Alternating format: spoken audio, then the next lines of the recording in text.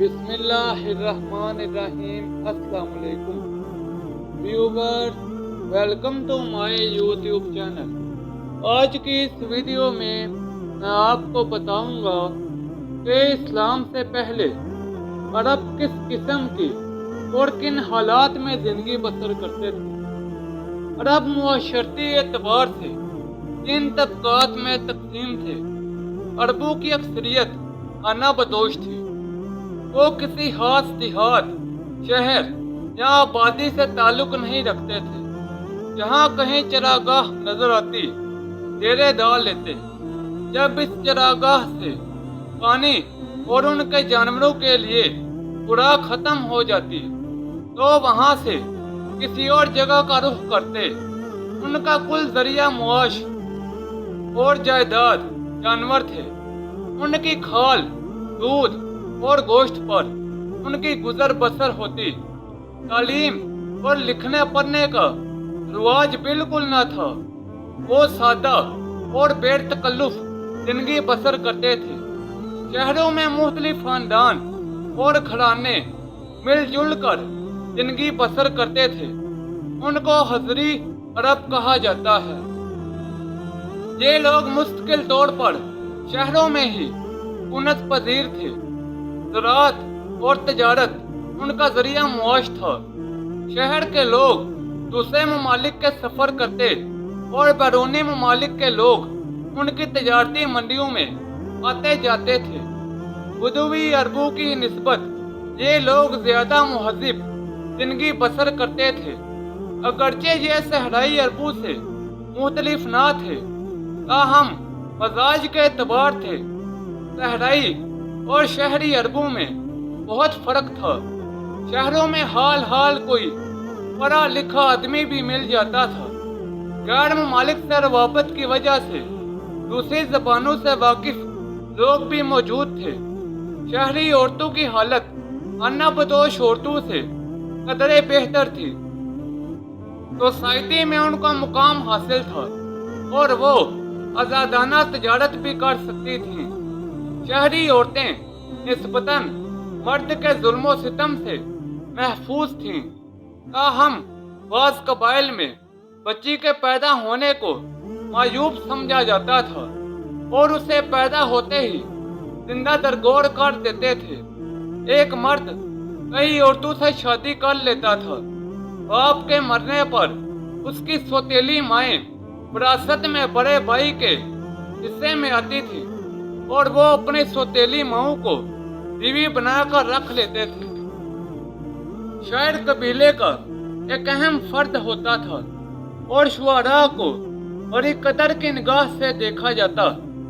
شاعر اپنے قبیلے کی تعریف میں نظمیں لکھتا اور اپنے بزرگوں کے کارناموں کو گنواتا اور ان کی عظمت کے گیت گاتا تھا۔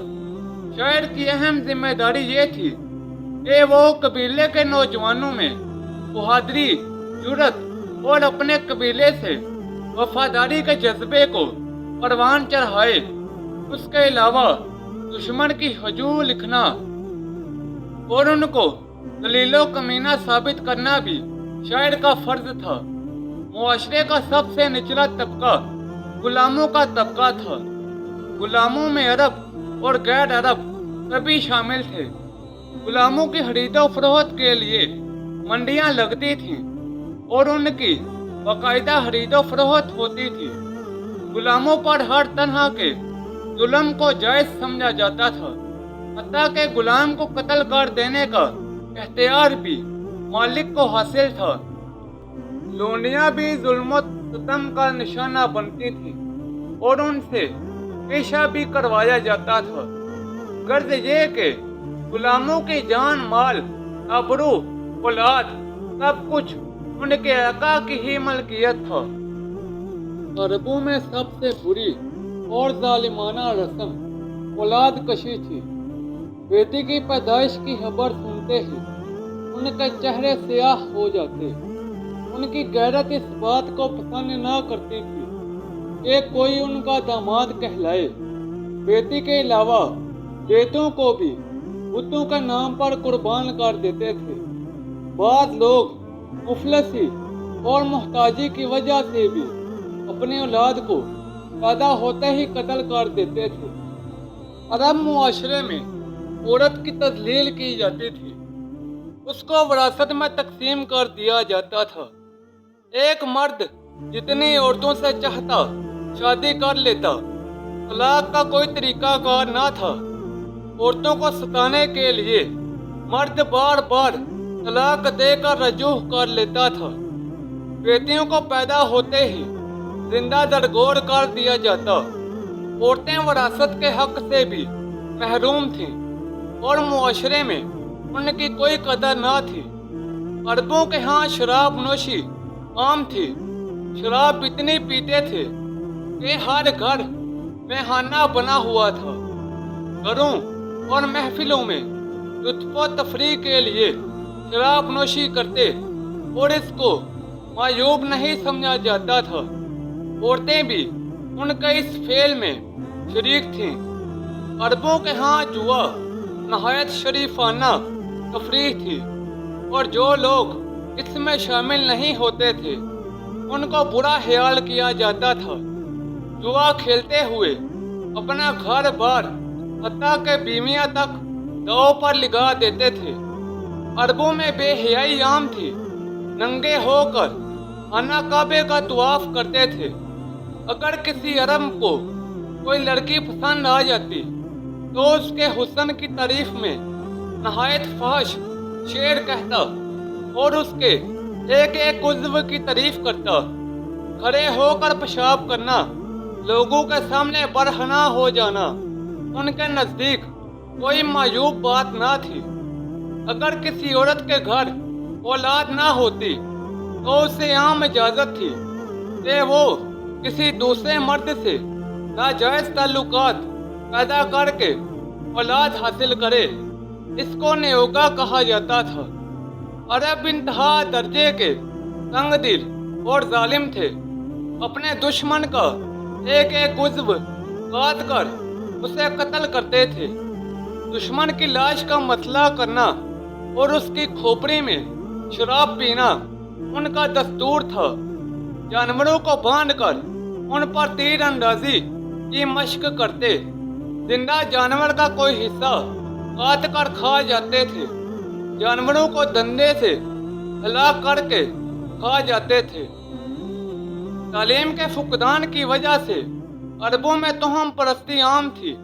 ان میں جادوگری اور فال گیری کا بہت رواج تھا۔ اڑنے والے پرندوں سے فال نکالنا اور تیروں سے قسمت کا حال معلوم کرنے کا رواج تھا۔ اس توہم پرستی کی وجہ سے ان میں بزدلی پیدا ہو گئی تھی۔ اگر ان کے ہاں بارش نہ ہوتی تو وہ گائے کی دم کے ساتھ گندم کا سٹا باندھ کر آگ لگا دیتے تاکہ آگ بجلی بن کر بارش لائے اور غلہ زیادہ ہو۔ اس طرح سفر سے واپس آتے تو گھر کے دروازے سے گھر کے اندر داخل نہ ہوتے تاکہ بدشگونی نہ ہو۔ عربوں میں سود خوری کا بھی رواج تھا۔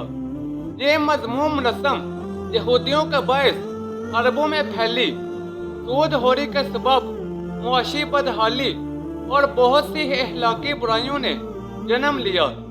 اگر مقروض قرض ادا نہ کر سکتا تو سود کی رقم میں اضافہ کر دیا جاتا اور مدت بڑھا دی جاتی۔ اس طرح مقروض ہمیشہ کے لیے معاشی بدحالی کا شکار رہتے۔ ظہور اسلام کے وقت عرب میں کوئی باقاعدہ حکومت نہ تھی اور نہ کوئی قانون رائج تھا۔ طاقتور کمزور کو جس طرح چاہتا دبا سکتا تھا۔ آپس کے جھگڑوں کے فیصلے کے لیے کوئی باقاعدہ عدالت نہ تھی اور نہ امن و امان قائم رکھنے کے لیے کوئی باقاعدہ محکمہ قائم تھا۔ مسافر کو اگر کوئی لوٹ لیتا تو اس کی کہیں داد رسی ممکن نہ تھی۔ بیرونی حملہ آوروں کی روک تھام کے لیے کوئی باقاعدہ فوج نہ تھی۔ عرب مختلف قبیلوں میں منقسم تھے۔ ہر قبیلہ چند خاندانوں کا مجموعہ ہوتا تھا۔ ان قبیلوں کے نام ان کے کسی بزرگ کے نام پر ہوتے تھے۔ ہر قبیلہ ایک آزاد مملکت کی حیثیت رکھتا تھا۔ سردار کا انتخاب اہل قبیلہ کرتے تھے، جس میں اس کی ذہانت، تجربہ، عمر اور جسمانی طاقت کو مد نظر رکھا جاتا تھا۔ سردار کو قبیلے پر حاکمانہ اختیارات حاصل ہوتے تھے۔ آپس کے لڑائی جھگڑوں کا فیصلہ سردار کرتا تھا۔ ہر شخص اپنے قبیلے کا وفادار تھا اور اس کی عزت و آبرو کی خاطر قتل مرنے پر تیار رہتا تھا۔ ان معاشرتی خرابیوں کے علاوہ عربوں میں کچھ معاشرتی خوبیاں بھی تھیں۔ عرب انتہا درجے کے مہمان نواز تھے۔ مہمان کی حفاظت کرنا اور اس پر اپنا مال خرچ کرنے کو وہ عزت کا ذریعہ سمجھتے تھے اور اپنے مہمان کی خاطر مدارت میں اپنے بساط سے زیادہ خرچ کرتے تھے۔ کہاوت و فیاضی عربوں کی عام صفت تھی۔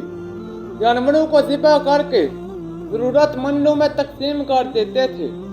جوئے کو اس لیے قابل تعریف سمجھتے تھے کہ جیتنے والا اپنے مال میں سے غریبوں کے لیے بھی روپیہ خرچ کرتا تھا۔ حاتم طائی عرب کا ہی باشندہ تھا، جس کی صحافت آج تک مشہور ہے۔ عرب قول کے سچے اور وعدے کے پکے تھے۔ وعدہ کر کے اس سے پھر جانا ان کے ہاں بڑی معیوب بات تھی۔ اگر دشمن کے ساتھ بھی وہ لوگ قرار کر لیتے تو اپنی جان پر کھیل کر اس قول کو پورا کرتے تھے۔ عرب جنگجو، بہادر اور نڈر تھے۔ وہ کسی بھی طاقت کے سامنے جھکنا نہ جانتے تھے۔ وہ تلوار کے دھنی تھے اور میدان جنگ میں بہادری کے جوہر دکھانا ان کا مشغلہ تھا۔ وہ غلام بننے سے موت کو ترجیح دیتے تھے۔ عربوں میں اپنے قبیلے سے وفاداری کی صفت بھی نمایاں تھی۔ ہر شخص اپنے قبیلے کا وفادار ہوتا تھا۔ قبیلے کی آن بان کے لیے عرب اپنی جان کا نذرانہ پیش کر دیتے، لیکن قبیلے کی عزت و حرمت پر حرف نہ آنے دیتے تھے۔ عربوں کو زبان دانی پر مکمل عبور حاصل تھا۔ ان کے چھوٹے بڑے بالبدیہہ اشعار کہتے تھے۔ یہی وجہ ہے کہ وہ اپنے آپ کو عرب اور دوسرے کو اجمی یعنی گونگا کہتے تھے۔ علم الانصاب میں عربوں کو کمال حاصل تھا۔ وہ ننیال اور ددیال کی طرف سے پشت ہا پشت تک آباء و اجداد کے نام نوک بار زبان رکھتے تھے۔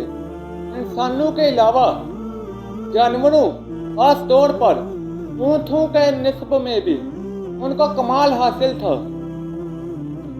ویورز، یہ تھی میری آج کی ویڈیو۔